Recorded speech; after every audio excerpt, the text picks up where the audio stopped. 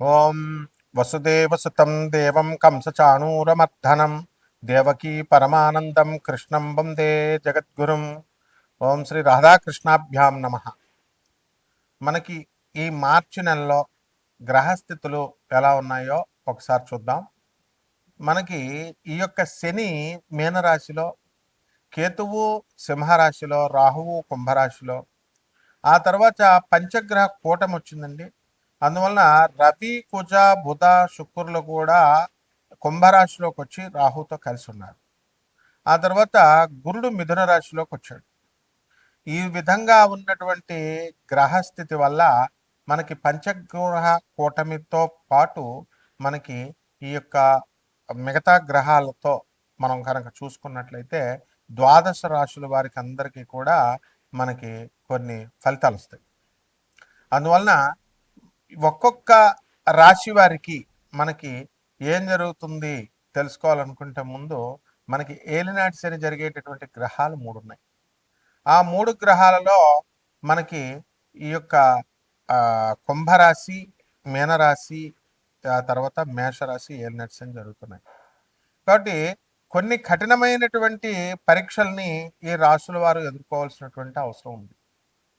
అలాగే లేనిపోయినటువంటి అపనిందలు పడ్డము, ఇలా కొన్ని జరుగుతూ ఉంటాయి. అప్పుల బాధలు అవనివ్వండి, అవమానాలు, ఎంత మీకు డబ్బు వచ్చినప్పటికీ కూడా అవమానాలు పాలవ్వడం అనేటటువంటిది ఈ 3 రాశుల వారికి ఎక్కువగా జరగడానికి అవకాశాలు ఉంటాయి. ఇకపోతే ఈ యొక్క ధనుస్సు రాశి వారికి మనకి అర్ధాష్టమ శని గ్రహ దోషము, అలాగే ఈ యొక్క కర్కాటక రాశి వారికి మనకి అష్టమ రాహు జరుగుతుంది అనుకోండి.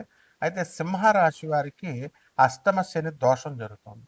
కాబట్టి ఈ దోషాల ప్రభావం వలన మీరు ఎంత కష్టపడి పనిచేసినప్పటికీ కూడా పనులన్నీ కూడా చాలా ఆలస్యంగా జరగడము ఇలా మీకు ఉంటాయి.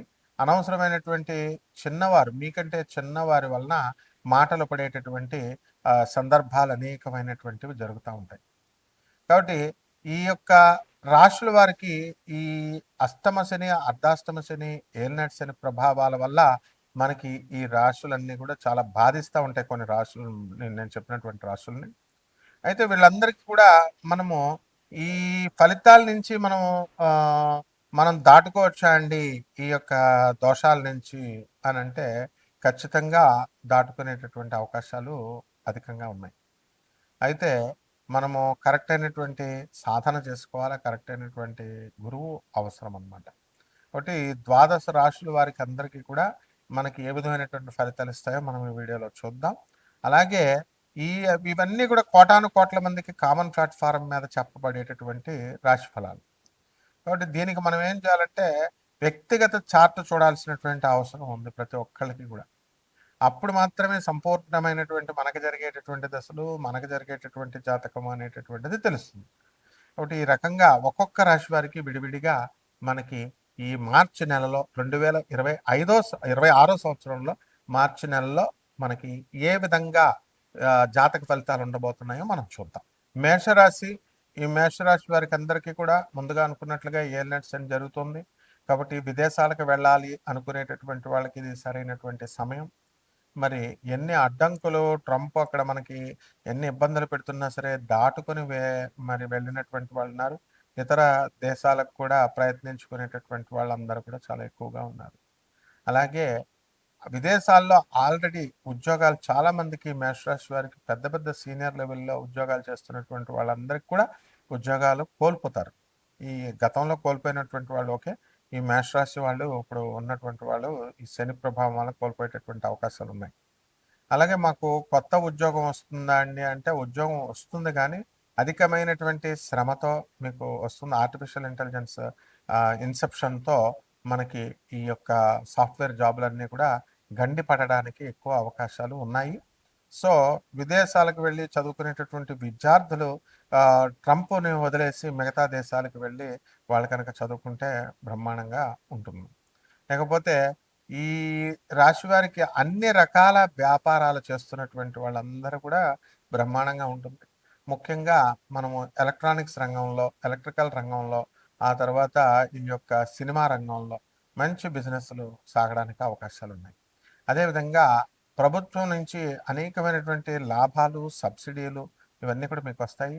మరి ఈ యొక్క ప్రభుత్వం నుంచి మిగిలిపోయినటువంటి పనులు, పెండింగ్ పనులు, ఇప్పుడు ఆధార్ కార్డులు, తర్వాత ఈ యొక్క రేషన్ కార్డులో మీ పేర్లు ఇంక్లూడ్ చేసుకోవడాలు, ఇలాంటి గవర్నమెంట్ పనులు ఏవైతే ఉన్నాయో అవన్నీ కూడా మీకు గత ఎన్ని రోజులుగా మీరు బద్దకించినటువంటి వాళ్ళు ఇప్పుడు కొంచెం మూమెంట్ అనేటటువంటిది జరుగుతుంది, ముందుకెళ్తుంది. అదేవిధంగా అత్తగారులతో, ఆడబడుచులతో ఏ విధంగా ఉంటుందంటే కాస్త ఇబ్బందులు పడుతున్నటువంటి వాళ్ళు వాళ్ళ సర్దుకుపోవడం అనేటటువంటిది అలవాటైపోతుంది.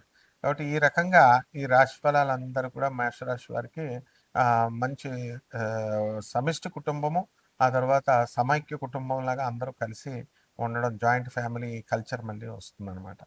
అయితే ఇళ్ళు కొనాలండి, స్థలాలు కొనాలండి అని అనుకునేటటువంటి వాళ్ళకి తప్పకుండా మీకు వస్తాయి. దీన్ని ఇది చేయడం కోసం ఎంతసేపు కూడా ధారాళంగా మీ యొక్క పాపాలు ఏవైతే ఉన్నాయో, గత జన్మల పాపాలు అవనియండి, లేకపోతే ఈ జన్మలో పాపాలు ఉన్నాయి, మీకు కనబడినటువంటి ప్రతి పేదవాడికి దానం చేయండి. అలాగే అనాథలకి, ఆ తర్వాత ఈ యొక్క వికలాంగులకి, మరి ఈ యొక్క పేదవారికి, వికలాంగులకి, సాధువులకి ఎక్కువగా మీరు ధారాళంగా వీళ్ళు వాళ్ళు అని లేదు, but they should be poor. అది అంటే కాస్ట్లీ స్వామీజీలకి, బాగా ధనం ఉన్నటువంటి వాళ్ళకి, కాక్ అండ్ బిల్ స్టోరీస్ చెప్పేటటువంటి వాళ్ళకి కాకుండా రియల్ పూర్గా ఉన్నటువంటి వాళ్ళు ధారాళంగా చేసేయండి. మీరు దానివల్ల శనీశ్వరుడు మీకు చక్కగా అనుగ్రహం అనేటటువంటిది ఇవ్వడానికి అవకాశాలు ఉంటాయి. అలాగే కొత్తగా ఉద్యోగాలు కోసం ప్రయత్నిస్తున్నటువంటి వాళ్ళకి ఉద్యోగాలు అనేటటువంటివి వస్తాయి.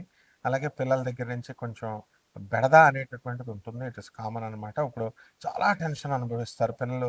సర్టిఫికేట్లు రావాలి, కరెక్షన్స్, ఎగ్జామ్స్, యూనివర్సిటీస్ అలా అప్లై చేయడాలు, చాలా నిద్ర పట్టకుండా ఉంటుంది. అందువల్ల పరిహారాలు ఏంటంటే, మనము సాంప్రదాయబద్ధంగా ఈ యొక్క ఏలినాటి శని జరుగుతుంది కాబట్టి ఈ శనికి జపాలు చేసుకోండి, శని స్తోత్రాలు చదవండి.